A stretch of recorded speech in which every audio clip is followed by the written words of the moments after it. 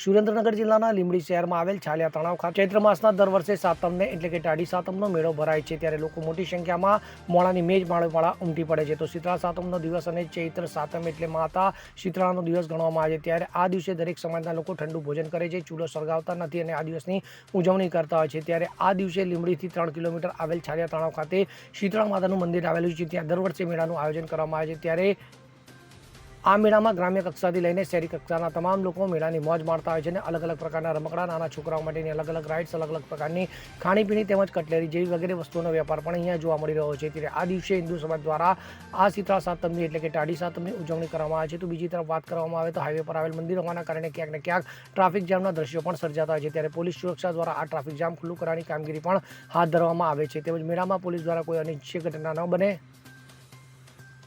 તે માટે પોલીસ બંદોબસ્ત પણ મૂકવામાં આવે છે. કલ્પેશ વાઢેર સાથે CN24 ન્યૂઝ, સુરેન્દ્રનગર. હવે જુઓ દેશ દુનિયાની તમામ ખબરો તમારી આંગળીના ટેરવે. ઉઠાવો મોબાઈલ અને Google Play Store પરથી ડાઉનલોડ કરો અમારી CN24 ન્યૂઝ મોબાઈલ એપ.